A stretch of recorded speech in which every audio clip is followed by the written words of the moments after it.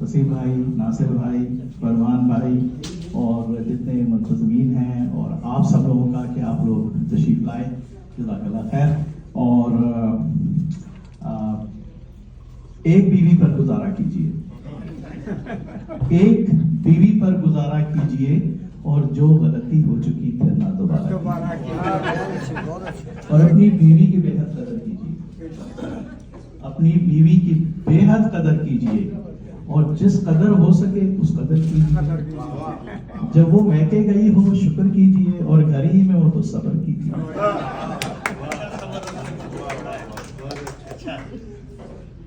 मैं शेर पढ़ रहा था, वो मुस्कुरा रही थी। मैं शेर पढ़ रहा था, वो मुस्कुरा रही थी और मोबाइल से वो मेरी वीडियो बना रही थी। जाकर जो मैंने पूछा वीडियो शेयर करेंगी, बोली कि भैया वो तो मैं तो सेल्फी बना रही हूं। वाह वाह वाह। वो झगड़ती तो है फिर माफ भी कर देती है, पर तबीयत को मेरे साफ भी कर देती है। वो जो अड़ती है तो हर बात पे अड़ जाती है और जिक्र हूरों का जो छेड़ू तो बिगड़ जाती है। थी उनको शिकायत कि मोहब्बत नहीं करते, थी उनको ये शिकायत कि मोहब्बत नहीं करते, दो चार से जब की तो वो नाराज हैं। और अब आ जाता हूं औकात पे।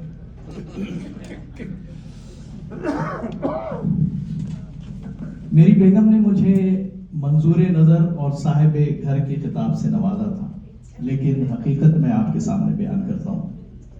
जब से मेरी बेगम का मैं मंजूर नजर हूं, तब से मिला एजाज के मैं साहिबे घर हूं।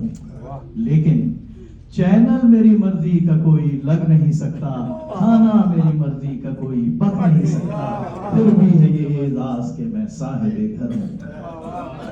और मेहमान मेरी मर्जी का कोई आ नहीं सकता, मेहमान मेरी मर्जी का कोई आ नहीं सकता, मैं उनकी इजाजत के बिना जा नहीं सकता। एजाज के मैं साहिबे घर हूं और मैं फोन आजादी से कहीं कर नहीं सकता, मैं फोन आजादी से कहीं कर नहीं सकता, ईमेल में सेंसर के बिना पढ़ नहीं सकता। फिर भी है ये एजाज के मैं साहिबे घर हूं।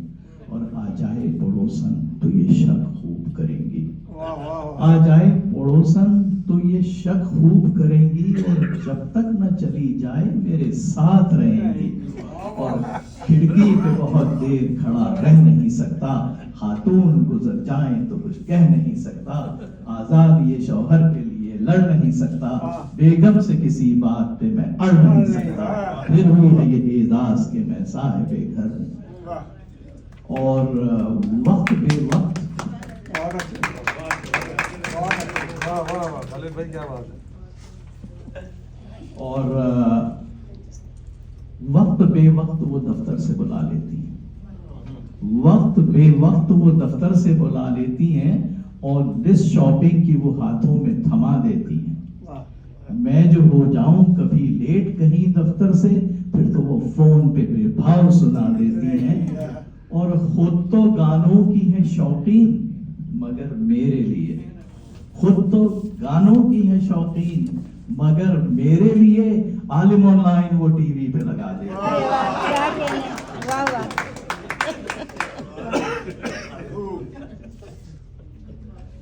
और मेरे ससुराल ने मुझे सर पे बिठा रखा है, बहुत अच्छे लोग हैं माशाल्लाह। मेरे ससुराल ने मुझे सर पे बिठा रखा है क्योंकि उनका तूफान मैंने दिल में छुपा रखा है। और खुद तो खातून है टीवी के ड्रामों में मगन, हम ड्रामा होता है ना, तो खुद तो खातून है टीवी के ड्रामों में मगन, मुझ मासूम को बावर्ची बना। काश मुमकिन हो हसीनाओं से मैं चैट करूं, काश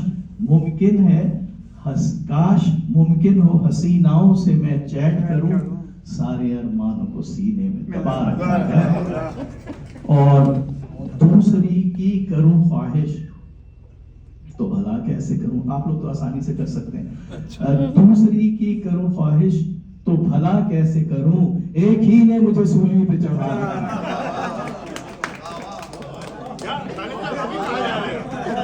ये तो शुरुआत है।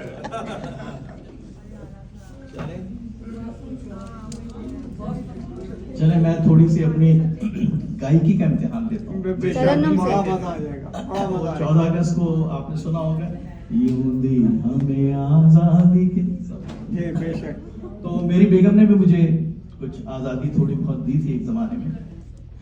यूं दी हमें आजादी के बच्चे हुए हैरान, बेगम ने बढ़ा दी है मेरे घर में मेरी शान। तेरा एहसान है, तेरा एहसान। न हाथ में डस्टर है न बेलन न मसाला, अब घर में नजर आता है हर समत उजाला। बन ठन के मेरे सामने बैठी है मेरी जान, बेगम तेरा एहसान है, एहसान है, एहसान। तेरा एहसान है, तेरा एहसान। 10 साल से रहता था जो घर में मेरा साला, 10 साल से रहता था जो घर में मेरा साला, बेगम की इजाजत से उसे घर से निकाला। घर अपना था घर पे थी ससुराल की शाही, आजादी शौहर का अकेला था सिपाही। बेगम ने ये हंसते हुए जारी किया फरमान, खालिद तुम्हें आजादी है तुम भी तो हो इंसान। तेरा इंसान